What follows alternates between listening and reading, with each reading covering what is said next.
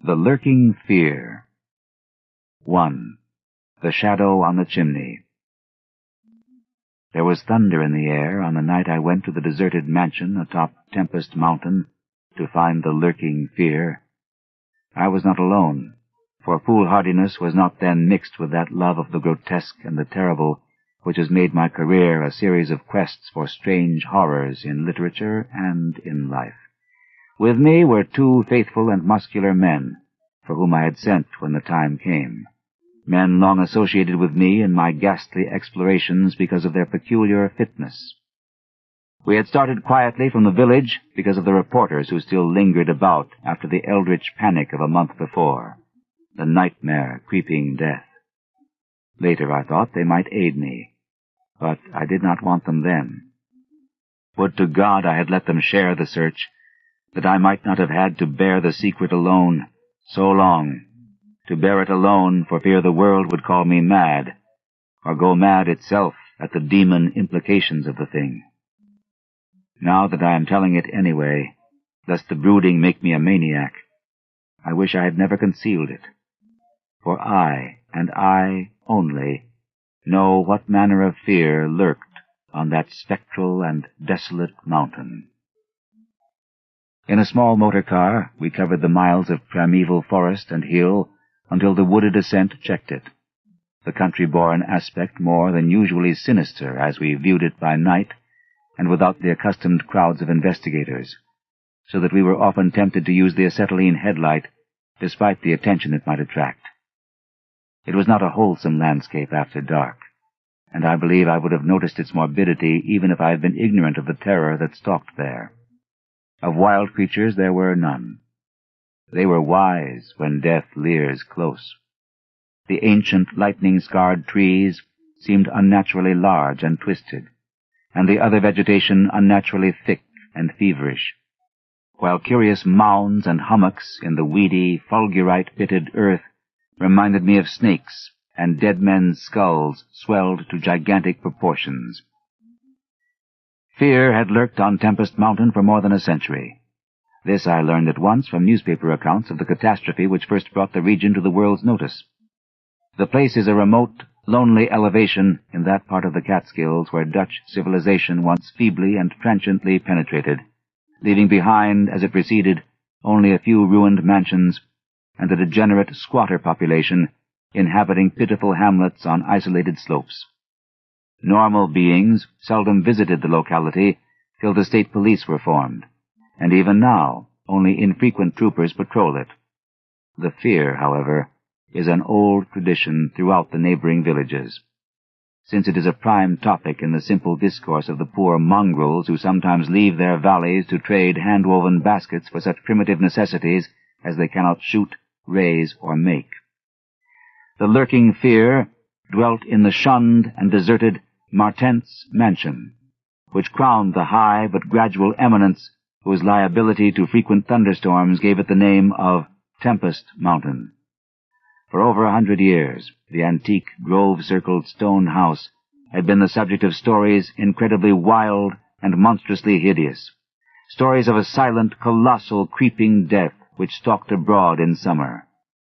With whimpering insistence, the squatters told tales of a demon which seized lone wayfarers after dark, either carrying them off or leaving them in a frightful state of gnawed dismemberment, while sometimes they whispered of blood trails toward the distant mansion. Some said the thunder called the lurking fear out of its habitation, while others said the thunder was its voice. No one outside the backwoods had believed these varying and conflicting stories, with their incoherent, extravagant descriptions of the half-glimpsed fiend, yet not a farmer or villager doubted that the Martens Mansion was ghoulishly haunted. Local history forbade such a doubt, although no ghostly evidence was ever found by such investigators as had visited the building after some especially vivid tale of the squatters. Grandmothers told strange myths of the Martens spectre, myths concerning the Martens family itself, its queer hereditary dissimilarity of eyes, its long unnatural annals, and the murder which had cursed it. The terror which brought me to the scene was a sudden and portentous confirmation of the mountaineers' wildest legends. One summer night, After a thunderstorm of unprecedented violence, the countryside was aroused by a squatter stampede which no mere delusion could create. The pitiful throngs of natives shrieked and whined of the unnameable horror which had descended upon them, and they were not doubted. They had not seen it, but had heard such cries from one of their hamlets that they knew a creeping death had come. In the morning, citizens and state troopers followed the shuddering mountaineers to the place where they said the death had come. Death was indeed there. The ground under one of the squatters' villages had caved in after a lightning stroke, destroying several of the malodorous shanties. But upon this property damage was superimposed an organic devastation which paled it to insignificance. Of a possible 75 natives who had inhabited this spot, not one living specimen was visible. The disordered earth was covered with blood and human debris, bespeaking too vividly the ravages of demon teeth and talons. Yet no visible trail led away from the carnage. That some hideous animal must be the cause, everyone quickly agreed. Nor did any tongue now revive the charge that such cryptic deaths formed merely the sordid murders common in decadent communities. That charge was revived only when about 25 of the estimated population were found missing from the dead, and even then it was hard to explain the murder of 50 by half that number. But the fact remained that on a summer night a bolt had come out of the heavens and left a dead village, whose corpses were horribly mangled, chewed, and clawed. The excited countryside immediately connected the horror with the haunted Martens mansion, though the localities were over 3 miles apart. The troopers were more skeptical, including the mansion only casually in their investigations, and dropping it altogether when they found it thoroughly deserted.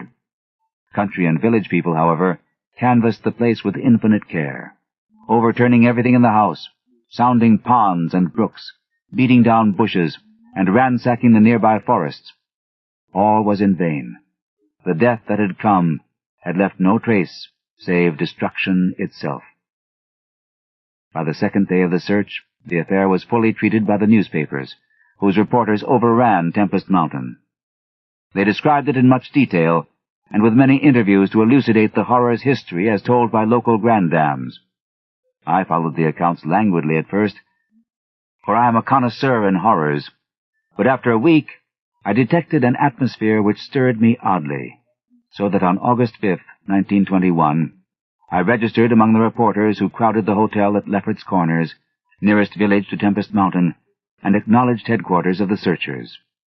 3 weeks more, and the dispersal of the reporters left me free to begin a terrible exploration based on the minute inquiries and surveying with which I had meanwhile busied myself. So, on this summer night, while distant thunder rumbled, I left a silent motor car and tramped with 2 armed companions up the last mound-covered reaches of Tempest Mountain, casting the beams of an electric torch on the spectral gray walls that began to appear through giant oaks ahead. In this morbid night solitude and feeble shifting illumination, the vast box-like pile displayed obscure hints of terror which day could not uncover. Yet I did not hesitate, since I had come with fierce resolution to test an idea. I believed that the thunder called the death demon out of some fearsome secret place, and be that demon solid entity or vaporous pestilence, I meant to see it. I had thoroughly searched the ruin before, hence knew my plan well, choosing as the seat of my vigil the old room of Jan Martens, whose murder looms so great in the rural legends. I felt subtly that the apartment of this ancient victim was best for my purposes. The chamber, measuring about 20 feet square, contained, like the other rooms, some rubbish which had once been furniture.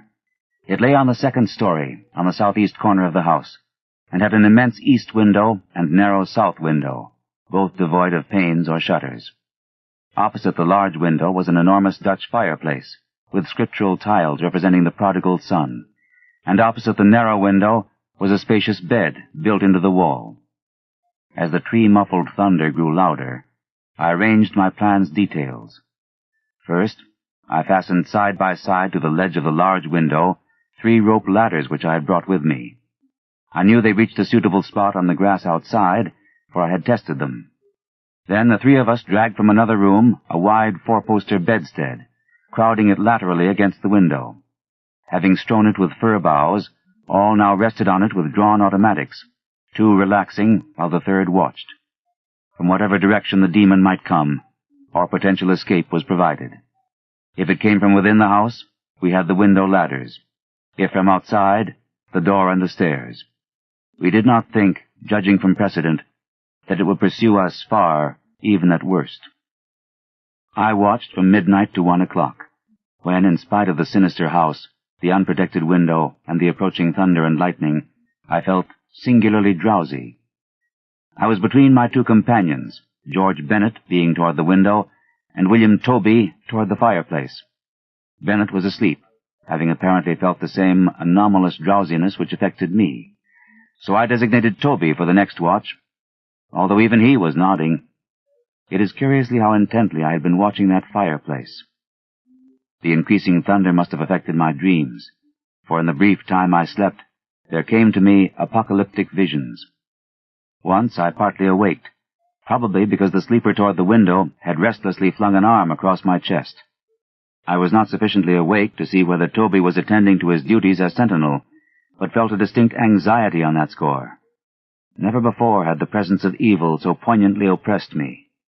Later, I must have dropped asleep again, for it was out of a phantasmal chaos that my mind leaped when the night grew hideous with shrieks beyond anything in my former experience or imagination.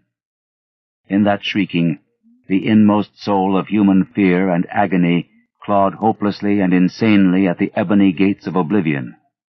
I awoke to red madness and the mockery of diabolism, as farther and farther down inconceivable vistas that phobic and crystalline anguish retreated and reverberated. There was no light, but I knew from the empty space at my right that Toby was gone. God alone knew whither. Across my chest still lay the heavy arm of the sleeper at my left. Then came the devastating stroke of lightning which shook the whole mountain, lit the darkest crypts of the hoary grove, and splintered the patriarch of the twisted trees. In the demon flash of a monstrous fireball, the sleeper started up suddenly, while the glare from beyond the window threw his shadow vividly upon the chimney above the fireplace, from which my eyes had never strayed. That I am still alive and sane is a marvel I cannot fathom. I cannot fathom it, for the shadow on that chimney was not that of George Bennett, or of any other human creature, but a blasphemous abnormality from hell's nethermost craters, a nameless, shapeless abomination which no mind could fully grasp, and no pen even partly describe. In another second, I was alone in the accursed mansion, shivering and gibbering. George Bennett and William Toby had left no trace, not even of a struggle. They were never heard of again. 2. A Passer in the Storm. For days after that hideous experience in the forest-swathed mansion, I lay nervously exhausted in my hotel room at Lefferts Corners. I do not remember exactly how I managed to reach the motor car, start it, and slip unobserved back to the village, for I retain no distinct impression save of wild-armed Titan trees, demoniac mutterings of thunder, and Charonian shadows athwart the low mounds that dotted and streaked the region. As I shivered and brooded on the casting of that brain-blasting shadow, I knew that I had at last pried out one of Earth's supreme horrors, one of those nameless blights of outer voids whose faint demon scratchings we sometimes hear on the farthest rim of space, yet from which our own finite vision has given us a merciful immunity. The shadow I had seen, I hardly dared to analyze or identify. Something had lain between me and the window that night, but I shuddered whenever I could not cast off the instinct to classify it. If it had only snarled, or bayed, or laughed titteringly, even that would have relieved the abysmal hideousness. But it was so silent. It had rested a heavy arm or foreleg on my chest. Obviously it was organic, or had once been organic. Jan Martens, whose room I had invaded, was buried in the graveyard near the mansion. I must find Bennett and Toby if they lived. Why had it picked them and left me for the last. Drowsiness is so stifling, and dreams are so horrible. In a short time, I realized that I must tell my story to someone or break down completely. I had already decided not to abandon the quest for the lurking fear, for in my rash ignorance it seemed to me that uncertainty was worse than enlightenment, however terrible the latter might prove to be. Accordingly, I resolved in my mind the best course to pursue, whom to select for my confidences, and how to track down the thing which had obliterated 2 men and cast a nightmare shadow. My chief acquaintances at Lefferts Corners had been the affable reporters, of whom several still remained to collect final echoes of the tragedy. It was from these that I determined to choose a colleague, and the more I reflected, the more my preference inclined toward one Arthur Monroe, a dark, lean man of about 35, whose education, taste, intelligence, and temperament all seemed to mark him as one not bound to conventional ideas and experiences. On an afternoon in early September, Arthur Monroe listened to my story. I saw from the beginning that he was both interested and sympathetic, and when I had finished, he analyzed and discussed the thing with the greatest shrewdness and judgment. His advice, moreover, was eminently practical, for he recommended a postponement of operations at the Martens mansion until we might become fortified with more detailed historical and geographical data. On his initiative, we combed the countryside for information regarding the terrible Martens family, and discovered a man who possessed a marvelously illuminating ancestral diary. We also talked at length with such of the mountain mongrels as had not fled from the terror and confusion to remoter slopes, and arranged to precede our culminating task, the exhaustive and definitive examination of the mansion in the light of its detailed history, with an equally exhaustive and definitive examination of spots associated with the various tragedies of squatter legend. The results of this examination were not at first very enlightening, though our tabulation of them seemed to reveal a fairly significant trend, namely, that the number of reported horrors was by far the greatest in areas either comparatively near the avoided house or connected with it by stretches of the morbidly overnourished forests. There were, it is true, exceptions. Indeed, the horror which had caught the world's ear had happened in a treeless space remote alike from the mansion and from any connecting woods. As to the nature and appearance of the lurking fear, nothing could be gained from the scared and witless shanty-dwellers. In the same breath they called it a snake and a giant, a thunder-devil and a bat, a vulture and a walking tree. We did, however, deem ourselves justified in assuming that it was a living organism highly susceptible to electrical storms, and although certain of the stories suggested wings, we believed that its aversion for open spaces made land locomotion a more probable theory. The only thing really incompatible with the latter view was the rapidity with which the creature must have traveled in order to perform all the deeds attributed to it. When we came to know the squatters better, we found them curiously likable in many ways. Simple animals they were, gently descending the evolutionary scale because of their unfortunate ancestry and stultifying isolation. They feared outsiders, but slowly grew accustomed to us, finally helping vastly when we beat down all the thickets and tore out all the partitions of the mansion in our search for the lurking fear. When we asked them to help us find Bennett and Toby, they were truly distressed, for they wanted to help us, yet knew that these victims had gone as wholly out of the world as their own missing people. That great numbers of them had actually been killed and removed, just as the wild animals had long been exterminated, we were of course thoroughly convinced, and we waited apprehensively for further tragedies to occur. By the middle of October, we were puzzled by our lack of progress. Owing to the clear nights, no demoniac aggressions had taken place, and the completeness of our vain searches of house and country almost drove us to regard the lurking fear as a non-material agency. We feared that the cold weather would come on and halt our explorations, for all agreed that the demon was generally quiet in winter. Thus there was a kind of haste and desperation in our last daylight canvass of the horror-visited hamlet, a hamlet now deserted because of the squatter's fears. The ill-fated squatter hamlet had borne no name, but had long stood in a sheltered, though treeless cleft between 2 elevations called respectively Cone Mountain and Maple Hill.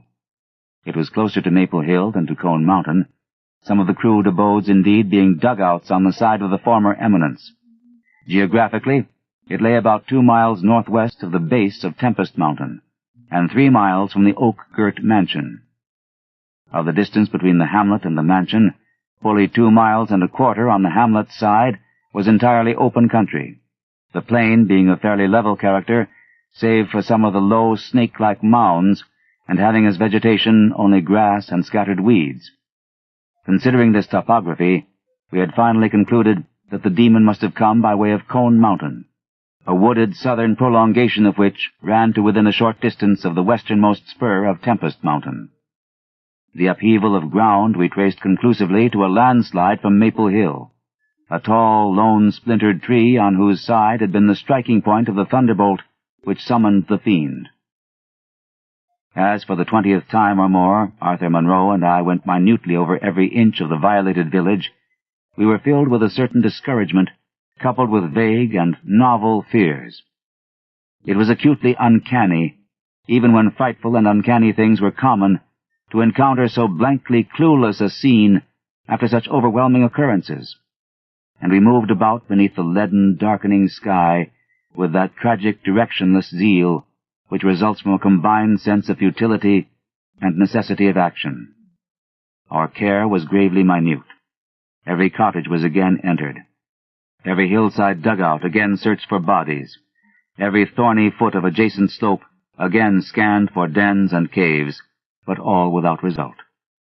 And yet, as I have said, vague new fears hovered menacingly over us, as if giant bat-winged griffins squatted invisibly on the mountain-tops and leered with Abaddon eyes that had looked on transcosmic gulfs. As the afternoon advanced, it became increasingly difficult to see, and we heard the rumble of a thunderstorm gathering over Tempest Mountain. This sound, in such a locality, naturally stirred us, though less than it would have done at night. As it was, we hoped desperately that the storm would last until well after dark, and with that hope turned from our aimless hillside searching toward the nearest inhabited hamlet to gather a body of squatters as helpers in the investigation. Timid as they were, a few of the younger men were sufficiently inspired by our protective leadership to promise such help. We had hardly more than turned, however, when there descended such a blinding sheet of torrential rain that shelter became imperative. The extreme, almost nocturnal darkness of the sky caused us to stumble sadly, but guided by the frequent flashes of lightning and by our minute knowledge of the hamlet, we soon reached the least porous cabin of the lot, an heterogeneous combination of logs and boards whose still existing door and single tiny window both faced Maple Hill. Barring the door after us against the fury of the wind and rain, we put in place the crude window shutter which our frequent searches had taught us where to find. It was dismal sitting there on rickety boxes in the pitchy darkness, but we smoked pipes and occasionally flashed our pocket lamps about. Now and then we could see the lightning through the cracks in the wall. The afternoon was so incredibly dark that each flash was extremely vivid. The stormy vigil reminded me shudderingly of my ghastly night on Tempest Mountain. My mind turned to that odd question which had kept recurring ever since the nightmare thing had happened. And again I wondered why the demon, approaching the 3 watchers either from the window or the interior, had begun with the men on each side and left the middle man till the last, when the Titan fireball had scared it away. Why had it not taken its victims in natural order, with myself second, from whichever direction it had approached? With what manner of far-reaching tentacles did it prey? Or did it know that I was the leader, and save me for a fate worse than that of my companions? In the midst of these reflections, as if dramatically arranged to intensify them, there fell nearby a terrific bolt of lightning, followed by the sound of sliding earth. At the same time, the wolfish wind rose to demoniac crescendos of ululation. We were sure that the lone tree on Maple Hill had been struck again, and Monroe rose from his box and went to the tiny window to ascertain the damage. When he took down the shutter, the wind and rain howled deafeningly in, so that I could not hear what he said, but I waited while he leaned out and tried to fathom nature's pandemonium. Gradually, a calming of the wind and dispersal of the unusual darkness told of the storm's passing. I had hoped it would last into the night to help our quest, but a furtive sunbeam from a knothole behind me removed the likelihood of such a thing. Suggesting to Monroe that we had better get some light even if more showers came, I unbarred and opened the crude door. The ground outside was a singular mass of mud and pools, with fresh heaps of earth from the slight landslide, but I saw nothing to justify the interest which kept my companion silently leaning out the window. Crossing to where he leaned, I touched his shoulder, but he did not move. Then, as I playfully shook him and turned him around, I felt the strangling tendrils of a cancerous horror whose roots reached into illimitable pasts and fathomless abysms of the night that broods beyond time. For Arthur Monroe was dead, and on what remained of his chewed and gouged head there was no longer a face. 3. What the red glare meant. On the tempest-racked night of November 8, 1921, with a lantern which cast charnel shadows, I stood digging alone and idiotically in the grave of Jan Martens. I had begun to dig in the afternoon because a thunderstorm was brewing, and now that it was dark and the storm had burst above the maniacally thick foliage, I was glad. I believed that my mind was partly unhinged by events since August 5th. The demon shadow in the mansion, the general strain and disappointment, and the thing that occurred at the hamlet in an October storm. After that thing, I had dug a grave for one whose death I could not understand. I knew that others could not understand either, so I let them think Arthur Monroe had wandered away. They searched but found nothing. The squatters might have understood, but I dared not frighten them more. I myself seemed strangely callous. That shock at the mansion had done something to my brain, and I could think only of the quest for a horror now grown to cataclysmic stature in my imagination, a quest which the fate of Arthur Monroe made me vow to keep silent and solitary. The scene of my excavations would alone have been enough to unnerve any ordinary man. Baleful primal trees of unholy size, age, and grotesqueness leered above me like the pillars of some hellish druidic temple, muffling the thunder, hushing the clawing wind, and admitting but little rain. Beyond the scarred trunks in the background, illumined by faint flashes of filtered lightning, rose the damp, ivied stones of the deserted mansion, while somewhat nearer was the abandoned Dutch garden, whose walks and beds were polluted by a white, fungus, fetid, overnourished vegetation that never saw full daylight.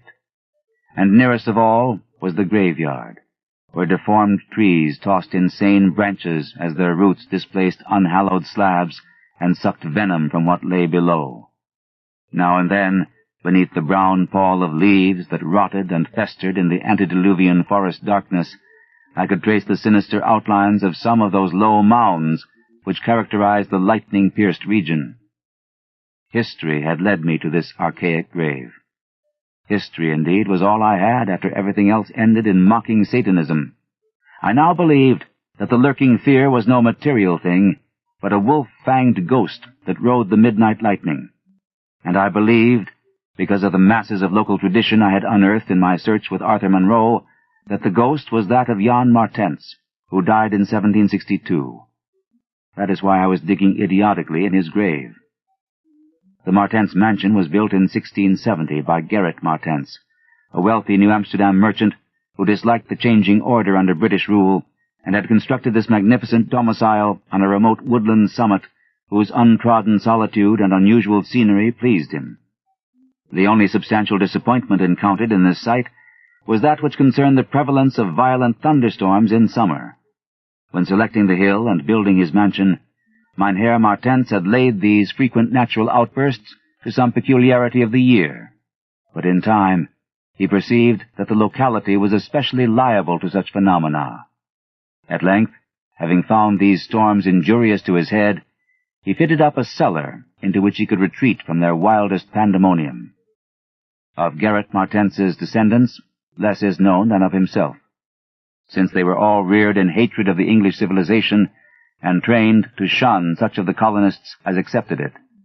Their life was exceedingly secluded, and people declared that their isolation had made them heavy of speech and comprehension. In appearance, All were marked by a peculiar inherited dissimilarity of eyes, one generally being blue and the other brown. Their social contacts grew fewer and fewer, till at last they took to intermarrying with the numerous menial class about the estate. Many of the crowded family degenerated, moved across the valley, and merged with the mongrel population which was later to produce the pitiful squatters. The rest had stuck sullenly to their ancestral mansion, becoming more and more clannish and taciturn, yet developing a nervous responsiveness to the frequent thunderstorms. Most of this information reached the outside world through young Jan Martens, who from some kind of restlessness joined the colonial army when news of the Albany Convention reached Tempest Mountain. He was the first of Garrett's descendants to see much of the world, and when he returned in 1760, after 6 years of campaigning, he was hated as an outsider by his father, uncles, and brothers, in spite of his dissimilar Martens eyes. No longer could he share the peculiarities and prejudices of the Martenses, while the very mountain thunderstorms failed to intoxicate him as they had before. Instead, his surroundings depressed him, and he frequently wrote to a friend in Albany of plans to leave the paternal roof. In the spring of 1763, Jonathan Gifford, the Albany friend of Jan Martens, became worried by his correspondent's silence, especially in view of the conditions and quarrels at the Martens mansion. Determined to visit Jan in person, he went into the mountains on horseback. His diary states that he reached Tempest Mountain on September 20th, finding the mansion in great decrepitude. The sullen, odd-eyed Martenses, whose unclean animal aspect shocked him, told him in broken gutturals that Jan was dead. He had, they insisted, been struck by lightning the autumn before, and now lay buried behind the neglected sunken gardens. They showed the visitor the grave, barren and devoid of markers. Something in the Martenses' manner gave Gifford a feeling of repulsion and suspicion, and a week later he returned with spade and mattock to explore the sepulchral spot. He found what he expected, a skull crushed cruelly, as if by savage blows. So, returning to Albany, he openly charged the Martenses with the murder of their kinsman. Legal evidence was lacking, but the story spread rapidly round the countryside, and from that time the Martenses were ostracized by the world. No one would deal with them, and their distant manor was shunned as an accursed place. Somehow they managed to live on independently by the products of their estate, for occasional lights glimpsed from faraway hills attested their continued presence. These lights were seen as late as 1810, but toward the last they became very infrequent. Meanwhile, there grew up about the mansion and the mountain a body of diabolic legendry. The place was avoided with doubled assiduousness, and invested with every whispered myth tradition could supply. It remained unvisited till 1816, when the continued absence of lights was noticed by the squatters. At that time, a party made investigations, finding the house deserted and partly in ruins. There were no skeletons about, so that departure rather than death was inferred. The clan seemed to have left several years before, and improvised penthouses showed how numerous it had grown prior to its migration. Its cultural level had fallen very low, as proved by decaying furniture and scattered silverware, which must have been long abandoned when its owners left. But though the dreaded Martenses were gone, the fear of the haunted house continued, and grew very acute when new and strange stories arose among the mountain decadents. There it stood, deserted, feared, and linked with the vengeful ghosts of Jan Martens. There it still stood on the night I dug in Jan Martens's grave. I have described my protracted digging as idiotic, and such it indeed was, in object and method. The coffin of Jan Martens had soon been unearthed. It now held only dust and nitre. But in my fury to exhume his ghost, I delved irrationally and clumsily down beneath where he had lain. God knows what I expected to find. I only felt that I was digging in the grave of a man whose ghost stalked by night. It is impossible to say what monstrous depth I had attained when my spade, and soon my feet, broke through the ground beneath. The event, under the circumstances, was tremendous. For in the existence of a subterranean space here, my mad theories had terrible confirmation. My slight fall had extinguished the lantern, but I produced an electric pocket lamp and viewed the small horizontal tunnel which led away indefinitely in both directions. It was amply large enough for a man to wriggle through, and though no sane person would have tried it at that time, I forgot danger, reason, and cleanliness in my single-minded fever to unearth the lurking fear. Choosing the direction toward the house, I scrambled recklessly into the narrow burrow, squirming ahead blindly and rapidly, and flashing but seldom the lamp I kept before me. What language can describe the spectacle of a man lost in infinitely abysmal earth, pawing, twisting, wheezing, scrambling madly through sunken convolutions of immemorial blackness without an idea of time, safety, direction, or definite object? There is something hideous in it, but that is what I did. I did it for so long that life faded to a far memory, and I became one of the moles and grubs of nighted depths. Indeed, it was only by accident that after interminable writhings I jarred my forgotten electric lamp alight so that it shone eerily along the burrow of caked loam that stretched and curved ahead. I had been scrambling in this way for some time, so that my battery had burned very low, when the passage suddenly inclined sharply upward, altering my mode of progress. And as I raised my glance, it was without preparation that I saw glistening in the distance 2 demoniac reflections of my expiring lamp. 2 reflections glowing with a baneful and unmistakable effulgence, and provoking maddeningly nebulous memories. I stopped automatically, though lacking the brain to retreat. The eyes approached. Yet of the thing that bore them, I could distinguish only a claw. But what a claw! Then far overhead, I heard a faint crashing which I recognized. It was the wild thunder of the mountain, raised to hysteric fury. I must have been crawling upward for some time, so that the surface was now quite near. And as the muffled thunder clattered, those eyes still stared with vacuous viciousness. Thank God I did not then know what it was, else I should have died. But I was saved by the very thunder that had summoned it, for after a hideous wait, there burst from the unseen outside sky one of those frequent mountainward bolts whose aftermath I had noticed here and there as gashes of disturbed earth and fulgurites of various sizes. With cyclopean rage, it tore through the soil above that damnable pit, blinding and deafening me, yet not wholly reducing me to a coma. In the chaos of sliding, shifting earth, I clawed and floundered helplessly till the rain on my head steadied me, and I saw that I had come to the surface in a familiar spot, a steep, unforested place on the southwest slope of the mountain. Recurrent sheet lightnings illumined the tumbled ground and the remains of the curious low hummock which had stretched down from the wooded higher slope, but there was nothing in the chaos to show my place of egress from the lethal catacomb. My brain was as great a chaos as the earth, and as a distant red glare burst on the landscape from the south, I hardly realized the horror I had been through. But when, 2 days later, the squatters told me what the red glare meant, I felt more horror than that which the mold burrow and the claw and the eyes had given. More horror because of the overwhelming implications. In a hamlet 20 miles away, an orgy of fear had followed the bolt which brought me above ground, and a nameless thing had dropped from an overhanging tree into a weak-roofed cabin. It had done a deed, but the squatters had fired the cabin in frenzy before it could escape. It had been doing that deed at the very moment the earth caved in on the thing with the claw and eyes. 4. The horror in the eyes. There can be nothing normal in the mind of one who, knowing what I knew of the horrors of Tempest Mountain, would seek alone for the fear that lurked there.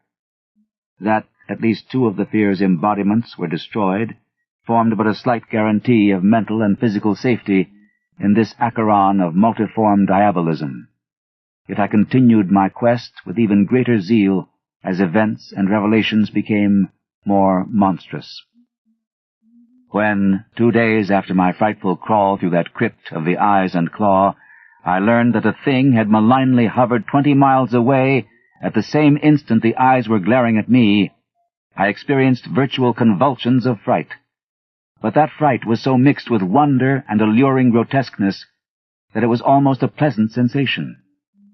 Sometimes, in the throes of a nightmare, when unseen powers whirl one over the roofs of strange dead cities toward the grinning chasm of Nis, it is a relief and even a delight to shriek wildly and throw oneself voluntarily along with the hideous vortex of dream doom into whatever bottomless gulf may yawn.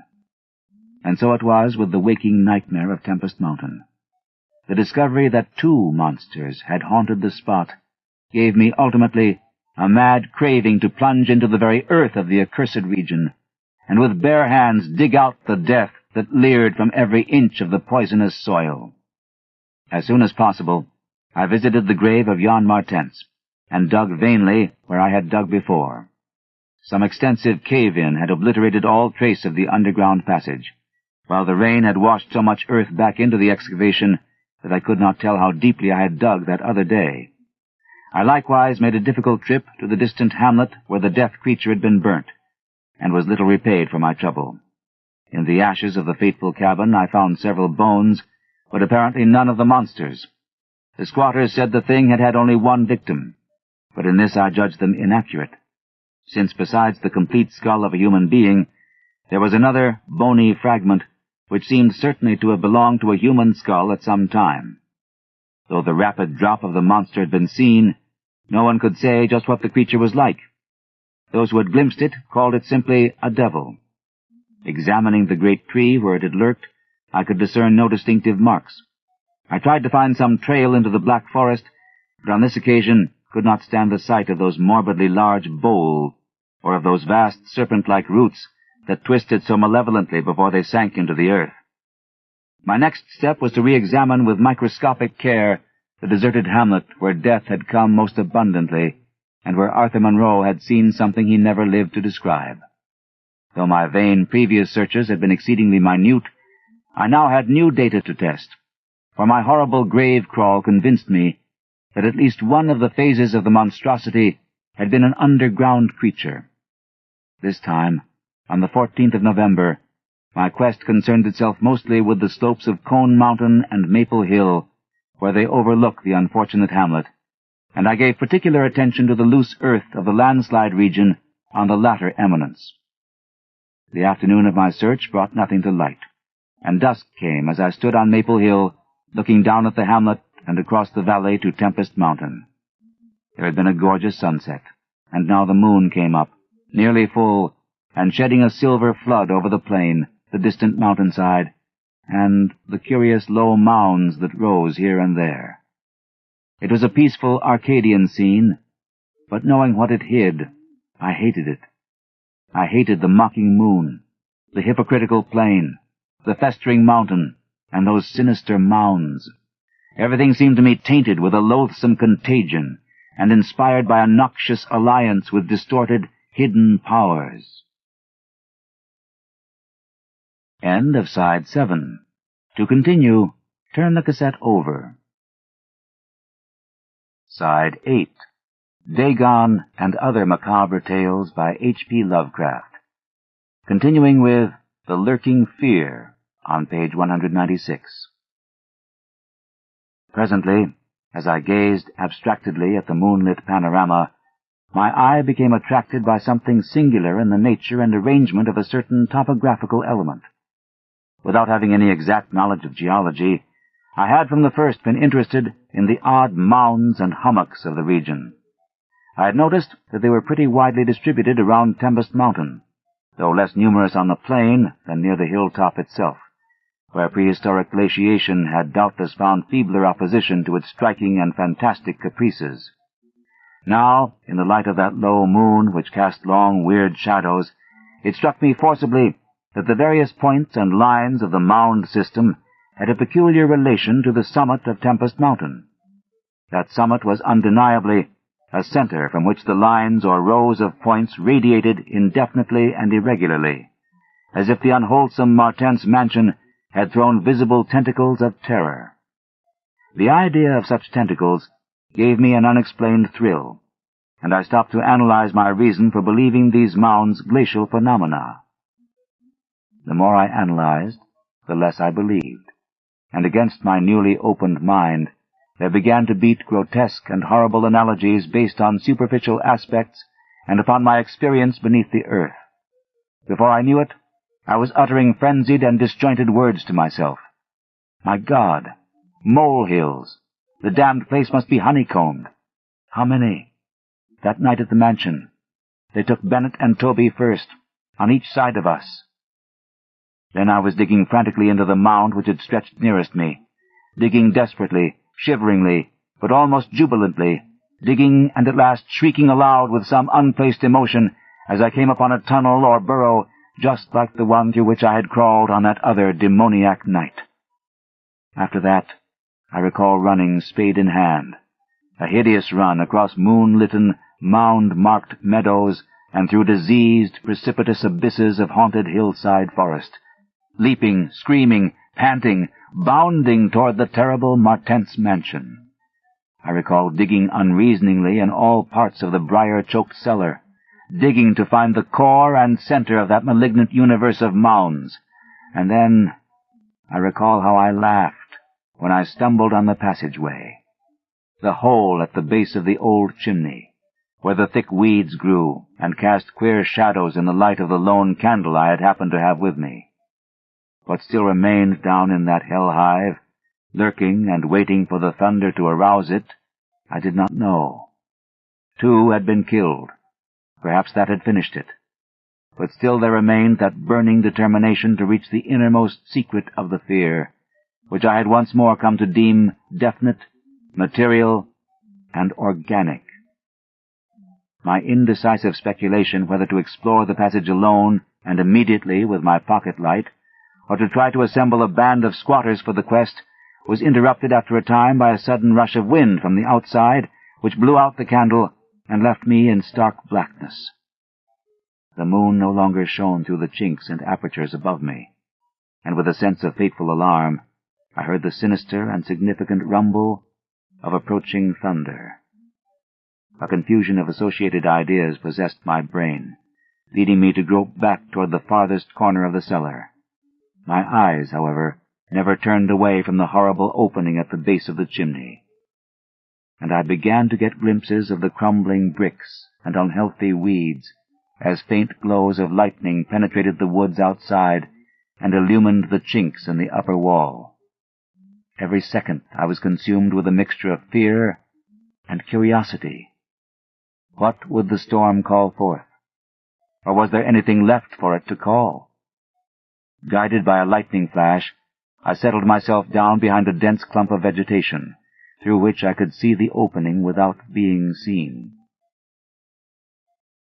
If heaven is merciful, it will someday efface from my consciousness the sight that I saw, and let me live my last years in peace. I cannot sleep at night now, and have to take opiates when it thunders. The thing came abruptly and unannounced.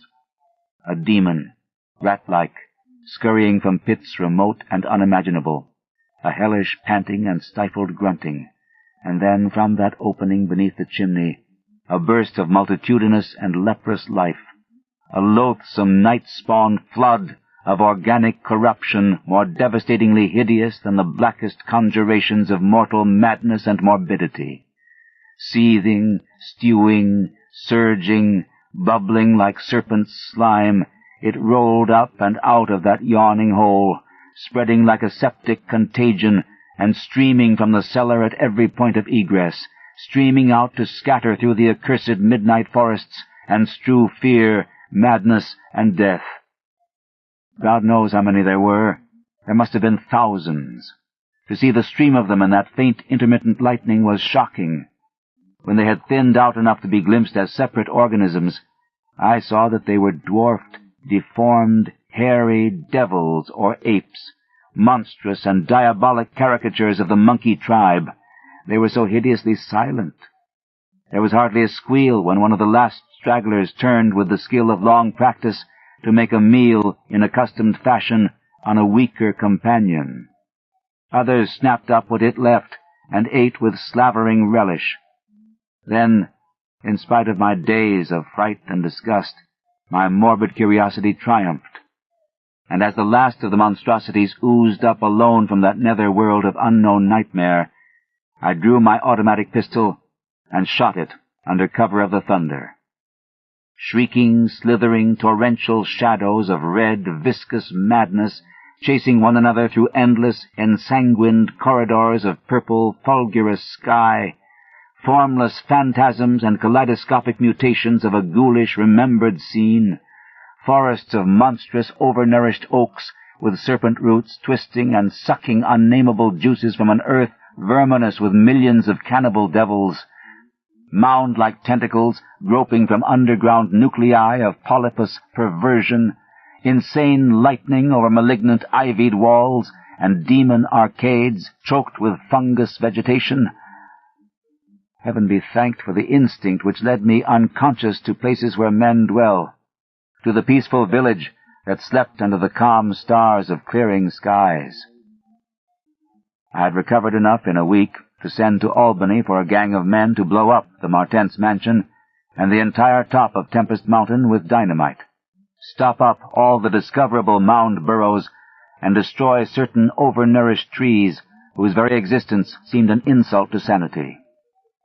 I could sleep a little after they had done this, but true rest will never come as long as I remember that nameless secret of the lurking fear. The thing will haunt me, for who can say the extermination is complete, and that analogous phenomena do not exist all over the world? Who can, with my knowledge, think of the earth's unknown caverns without a nightmare dread of future possibilities? I cannot see a well or a subway entrance without shuddering. Why cannot the doctors give me something to make me sleep, or truly calm my brain when it thunders? What I saw in the glow of my flashlight after I shot the unspeakable straggling object was so simple that almost a minute elapsed before I understood and went delirious. The object was nauseous, a filthy, whitish gorilla thing with sharp yellow fangs and matted fur.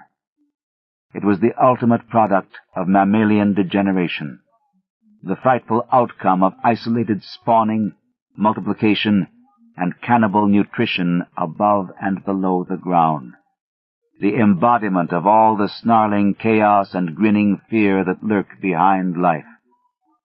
It had looked at me as it died, and its eyes had the same odd quality that marked those other eyes which had stared at me underground and excited cloudy recollections.